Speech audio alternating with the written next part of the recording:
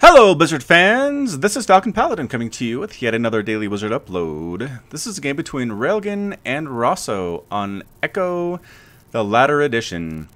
This is a Legacy of the Void replay. Railgan posted a replay pack on the All Things Zerg subreddit a couple of days ago. And I said I'd cast a few of them, and he said go right ahead. So here we go. In the top left of Echo, the latter edition, we have the red Zerg player, Railgan. I really hope I'm saying that right, but I think I am. We'll have to see. In the bottom right, we have the blue Terran player, the enemy, Rosso. Again, speed things up a little bit in the early part of the game. There are new units in Legacy of the Void. You saw a couple of them in my previous video. If you haven't watched that, I strongly encourage it. Just because you can hear the nervousness in my voice, because it was my first Legacy of the Void game that I cast and played. Played it first, then cast it, not at the same time because that's really hard. And 15 hatch coming out for Railgan, and actually a command center first coming out for Rosso as well. So feeling very safe, assuming the Zerg player is going to get that 15 hatch.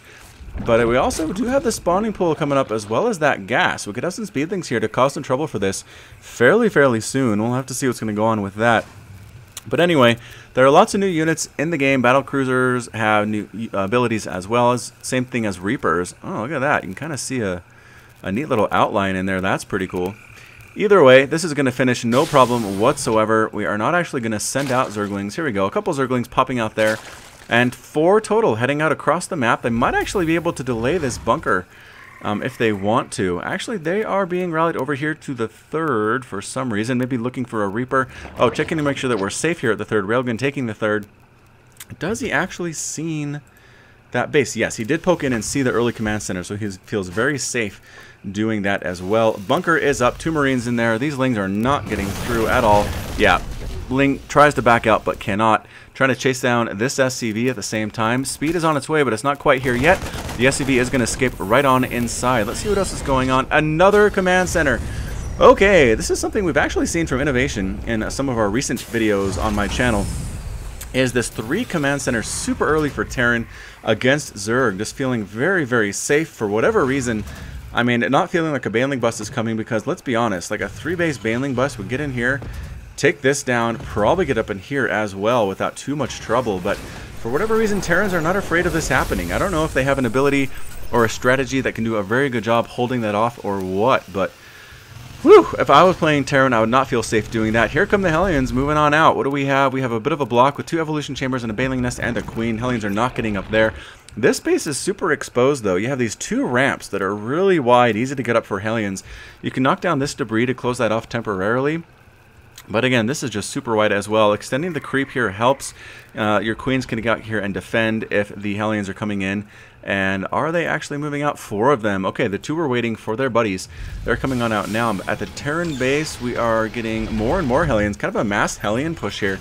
Very interestingly enough. Trying to take down that debris, but it's going to take forever for those 2 Lings to get it. The Hellions see this happening and say, you are not going to block our access to that 3rd base. We're going to go in and kill all of them drones. Or we're just actually going to sit here and wait for some more of our friends. Okay, so 6 total Hellions are going to get in. I don't feel good for Railgan. This is not going to end up well for him at all. Already Zerglings getting roasted. There's enough Hellions to take down this queen. The Lynx swinging around the backside to try to trap these Hellions in. If they can get a surround, they could be able to take them down. But good micro here actually by Rosso, but better micro by Railgan, trapping every single one of these Hellions. Taking down all but 3, so half of them. I thought he'd get that last one there. The queen needs to focus the ones that are hurt. Boom, 1 goes Hellion, and the 2nd Hellion gets down as well. There's only 1 left. How many units were lost there? 1 drone lost in that attack. Amazing micro by Railgan. And boy, that was actually a very effective defense. Better than I thought, seeing 6 Hellions coming right up this ramp. Only a single queen to defend and some Zerglings, but in the end, the defense was solid. Not many drones were lost. It is now 58, 57 to 51 harvesters, or 52 in favor of the Zerg player. 3rd base is now down for Rosso. This is a very heavy macro build. We're going to see lots of barracks, and a starport. Okay, so are we going to see Marine, Marauder, Widowmine, medevac, as we have seen a lot these days. Here comes a small Zergling attack here, actually managing to take down the Marines that were defending this area and killing several SCVs. Good micro, kind of stutter stepping with the Zerglings, hitting down a mule as well, getting on inside here. And this SCV, SCV escaped with its life. Mule trying to escape as well. One SCV goes down. Zerglings going to town on this base, trying to lock it down at 65 to 50 for Harvesters. The Zerg player is in the lead quite a bit, but kind of loses track of what's going on, and the Marines are able to clean it up. A lot of Lings died there. Some Lings coming in, but there's only 4 of them. Not enough to do too much damage in that spot. What do we have coming from the Zerg player? What tech choices have we seen here? Honestly, it's just Banelings. I mean, I don't see Lurkers. There's the Spires. Mutiling, Baneling. Holy shamoly. You guys, this is Legacy of the Void. Let's see some new stuff, huh? Let's see some new crazy compositions we have never seen before. I mean, that's what I would like to see, let's be honest here. Anyway, Lings coming on in. They're going to try to get through. This supply depot is not lifted. The Marines are not inside the bunker. That's a huge misclick there by Rosso. Does manage to get inside the bunker there. Running on out. Oh, and managing to get through here as well. That supply depot is lowered. These Marines all get massacred. Holy smokes, the Zerglings are doing tons and tons of damage, killing more and more workers. The Baneling hits are huge, killing so many SCVs, down to 51 Harvesters to 71 in favor of the Zerg player.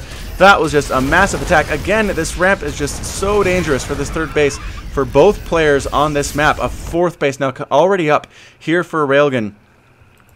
I mean, he's just playing this super well. He's done so much damage just with Lings, just with a few Banelings, which means he has so much gas. 1,000 gas ready to come on out for these Mutalisks. We can make 10, 12 Mutas here, and production tab says Mutalisks. Maybe. Not yet. We'll hold off on that. Looks like we're a little supply blocked. Oh, Corruptors actually coming out. Are we going to go Broodlord? Like Broodlord Infestor, because we are getting the pathogen glands upgrade, which increases the starting energy of infestors by 25. I mean, Broodlord Infest... I don't know. Either way, small drop over here gets cleaned up very, very nicely. Railgan playing this super well, almost sniping down the medevac as well. I mean, he is almost saturated on his fourth base. The Terran player trying to get resaturated on his third. Just in a fantastic position is Railgun. The creep spread is pretty good. I'd like to see it move up this ramp just a little bit, though. Here we go. Continuing across to the other side of the map into this kind of death pit area, kind of a Thunderdome place where you can see lots of battles on this map, but a lot of Marines, a lot of Marauders, a lot of medevacs. Do we have any Widow Mines at all? No Widow Mines, actually. What are those Corruptors for? Where are they? Are they just to snipe down drops? I mean, Corruptors have limited utility. I mean, just because they can only shoot air. And so if they're here, I guess they could take down the medevacs, which makes this bio composition a lot weaker, to be honest. Throwing down a command center here, I think... Okay, here we go. Liberators coming out. Okay, these are flying units. Very, very new to Legacy of the Void. I think Blizzard introduced them just last week. They do have a very long-range, single-attack, air-to-ground type thing. Lings coming on here, trying to get us around. Good stutter step backward, though. The Corruptors trying to snipe these guys down. The Liberator does have an attack that does splash damage to air units, though. And so does very well against Mutas. That's an answer to something... Oh boy, a lot of Banelings were forced to be cancelled or died there. I don't think that was actually a good choice whatsoever by Railgun to move in. But anyway, the Liberators are here. They do have 180 hit points. Liberator missile launchers, 7 damage, 2 attacks, range 5, and targets air. They can also attack ground. Is that... Yeah, here we go. See, 1, 2, bam. 5 at a time. The DPS isn't amazing. I mean, this Overlord is lasting quite a while before it dies, even with 3 guys attacking it. Main attack coming up. Corruptors trying to kill these medevacs, but there's just nothing on the ground to deal with this Marine Marauder push. They're coming in, stimming, immediately evaporating this fourth base. The Lings, the Banelings trying to roll in, trying to do the damage. Good Baneling hits, though. Actually cleaning up most of those guys. Zerglings coming in, trying to take out the rest of them. A Marauder goes down. Marine goes down. Final Marine does get cleaned up, but at what cost? Losing that fourth base was huge for Railgun. And the Liberators, again, they can attack ground. I'm not sure, actually, if that's like an upgrade you need.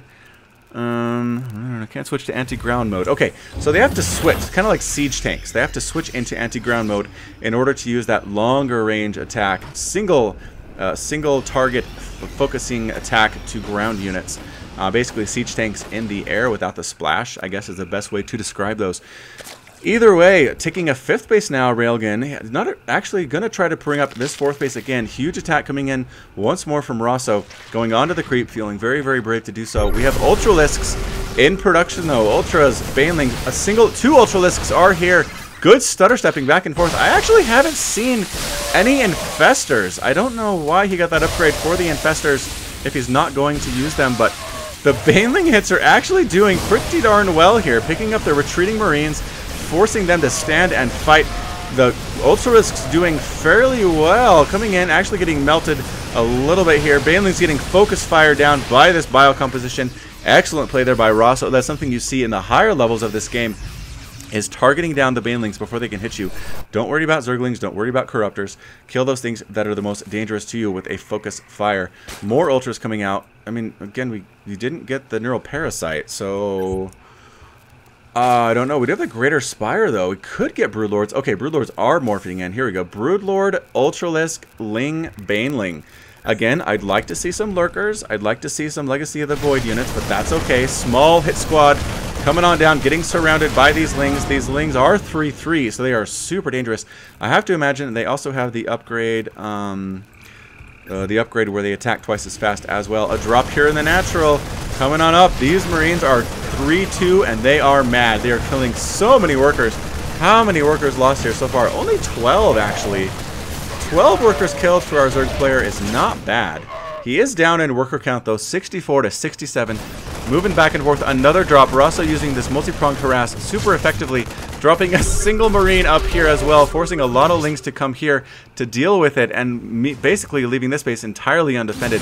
Marines, Marauders coming right on in, going to snipe down this 5th base without too much trouble. Small drop gets cleaned up here as well at the 4th base. And here is the 4th base for Rosso with a Planetary Fortress with a single missile turret. I don't know. Not a good spot here for our friend to be in Railgun. Although, if we have Broodlords moving in, there isn't really a whole lot to deal with them. There aren't any Vikings on the field. Are there any Vikings? No. So, as long as we can avoid seeing Marines stim up underneath these Broodlords and snipe them down, I think they could actually be pretty darn effective. Running around to the right side, I don't know if he thinks there's a base here or not. He knows about... he does know about this base. Alright. Banelings sniping things down by accident. I don't think they needed that. Banelings trying to roll in, actually escaping. The Broodlords are here, but they're alone. If they get stimmed under and killed, that is huge. Okay, the Ultralisks are here to support. They have the Zerglings with them as well. And let's just see what we're going to see. Another drop boosting on in for Rosso. It's going to be pretty much a Marauder and a bunch of Marines. This is just so frustrating for the Zerg player having to deal with this multi-pronged harassment. Is he going to send the Corruptors back to deal with it? I don't know. He's morphing in more Broodlords. A rallying Ultra gets caught, almost killed. Good micro, getting him out of there. This one needs to run as well. Okay, attacking is good. Just running actually super bad. If we had Infestors, we could actually kind of catch these guys in place, and the Ultras would be more effective, but they are cleaving through anything anyway. Wow! Whoa! Fully upgraded Ultralisks here. 8 armor? Okay, so that is an upgrade for Ultras in Legacy of the Void that I was actually not familiar with. Anyway, huge survivability on those Ultras. They are so much tankier now than they used to be. Actually, might see a lot more Ultras in ZVT. Broodlords from above coming on in, doing tons of damage. The Broodlings are fully upgraded at the same time. Right in the front door come these Ultras. A small group of Marines and Marauders, but they are just in no shape to take on these Ultralisks with all their upgrades. The Corruptors trying to take down these Vikings so that the Broodlings do not die. I mean, it's kind of cool how you can see the outline of the units when they're hidden behind buildings like that. That's neat. That's new. The Vikings actually go into town quite easily on these Broodlords. This is something you have to worry about as a Zerg player, is the Terran player is going to have starports anyway because they're making medevacs. They can switch it to Viking production very, very easily. They don't have to build new infrastructure. And so, if they do see Broodlords, they can immediately produce these Vikings and take out the Broodlords without too much trouble, unless you have Corruptors trying to save them. But no, all those guys are going to die. Oh boy, Zerglings going to town on these workers, trying to escape, but the debris has come down. There's nowhere to go. The Zerglings clean up every single one of those SCVs. No more workers left for our Zerg player. Wow. It looks like Rosso being forced to lift off his buildings. Ultralisks doing massive damage all over the place here. Ultras preventing, Zerglings preventing that from landing entirely. This small group is pretty much all that is left for Rosso. He's trying to run around. It's a bit of a base race at this point. I think, okay. So Railgan moving on in here, gonna try to catch these guys up against the wall. Yep, up against that debris. Those guys die at the same time. This base is not long for the world either. Did manage actually to land this base. The Zerglings that were patrolling here are taken care of, but nope, the Zerg swarm knows that it is there. They're heading on up. They're trying to see what they can do to wipe this off the map as well, and there's just not much left at all for our Terran player. Zerglings wrapping around and boosting the heck out of there are the Medivacs, the Corruptor trying to chase, and Rosso calls the GG. Railgan is victorious. Wow. Just an amazing, amazing game. I wasn't expecting it to be this good, to be honest. I thank Railgun for actually submitting this to me, but anyway, this has been FalconPaladin with yet another daily Blizzard upload. It has been Legacy of the Void today. I've been really excited to cast these games. I'm finally able to do so, and very happy about that. Either way, thank you for watching. If this is your first time, welcome. Hit that like button, hit that subscribe. I do post 1 or 2 of these every single day. You can also find me on Twitch, Twitter, and Facebook, all at /FalconPaladin.